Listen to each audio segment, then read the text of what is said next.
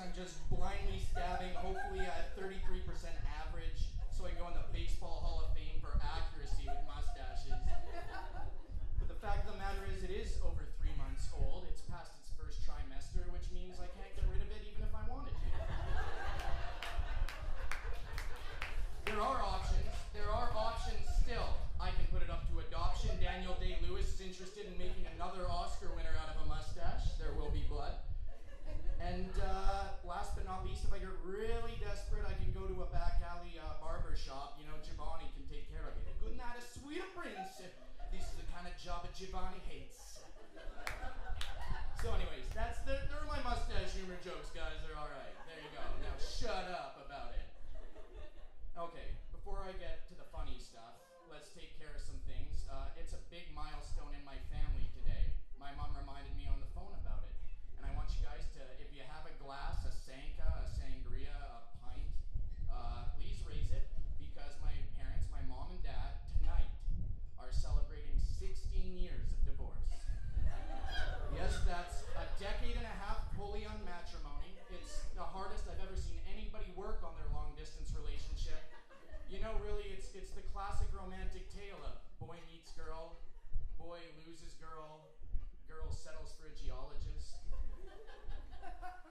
Anyways, no, it's not always such a classic love story, I guess. It's kind of a twist on the classics.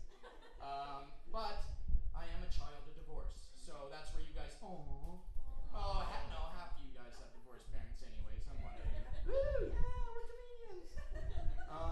But yeah, no, my mom left the house a week after my 9th birthday, and naturally I blame myself, like a lot of kids do, except it was actually my fault, because a week before, when I blew out the candles on my cake, I remember distinctly wishing for 2 Christmases.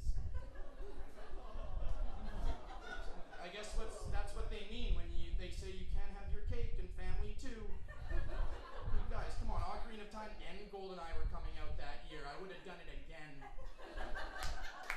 So my parents, they split custody of me, 50-50, and that was tough. It was nice of them that they could share me, but every other day I was going back from one house to the other, neighborhood to neighborhood, parent to parent, and I wasn't just trading parents or neighborhoods, I was trading socioeconomic classes every day. It was really tough to get my mind around. Can you imagine for a 10-year-old how messed up it would be? Monday you're in the throes of lower upper class with your mom, only to plummet to upper middle class Tuesday with your dad. Having one day everything a child could ever want, the next day having almost everything a child could ever want. I was a lot like your boy Drake, Toronto, a lot like Drake.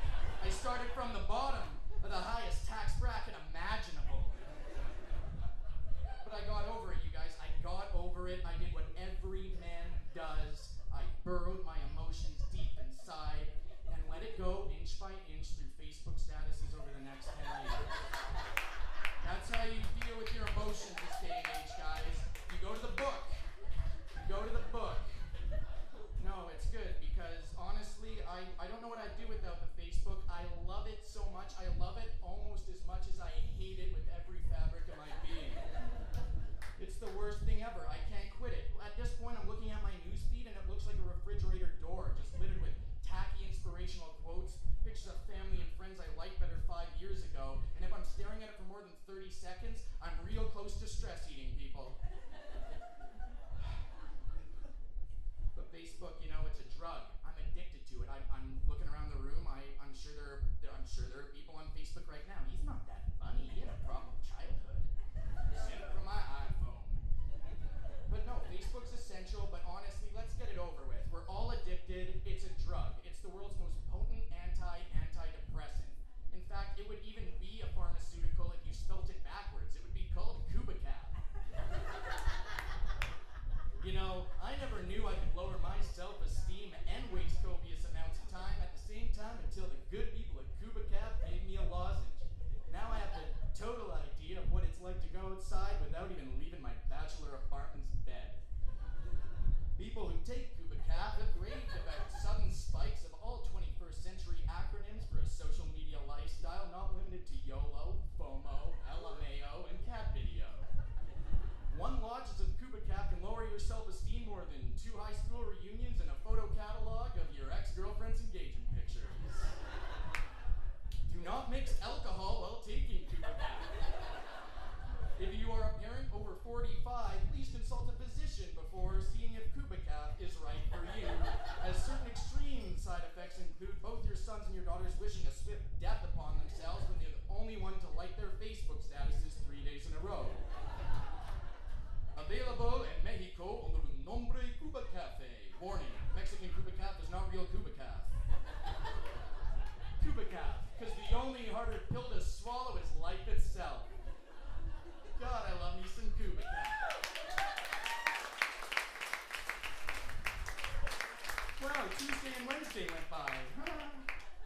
That's great. I like to know what my enemies are eating. Just kidding, on Instagram for that. I hope they choke on that couscous. Choke on your couscous. All right, let's tone it down, you guys. Sometimes this engine rolls on a guilt-hate cycle, and Facebook does a lot of that. Koobecaf helps, but sometimes you've got to go outside to the real world to see what should be making you angry. For example, the youth of today. You've seen the 2013 model of child out there. I definitely want a factory recall. I saw someone walking down Yonge Street yesterday, and I'm not even kidding. He couldn't have been more than 8 years old, and he was already dressed like the biggest, complete, and utter asshole I have ever met. And I know, that's not going to get a laugh. I just called an 8-year-old an asshole. Apparently you guys are, whatever, And the only person to call an 8-year-old an asshole, there's parents in the room. They thought it. This kid, come on, stay with me. Look, he was wearing a neon purple LeBron James Heat jersey, a fedora with pinstripes and bedazzled with a feather in it, and Kanye West style shutter shades, okay? It was like looking at a douchebag in its larva stage. It wasn't a douchebag, he wasn't big enough, he was like a douche pouch. He was like a training bro. Honestly, it looked like he'd read up on game theory and he was peacocking for pedophiles. I would have stopped about 6 future roofie situations and I'd kicked that little bugger into oncoming traffic, and I only saw him for 5 seconds. And okay, if I haven't won you over yet, fine. To top it all off, when he came by me, you know what his mom said to him? Caden, of course his name was Caden.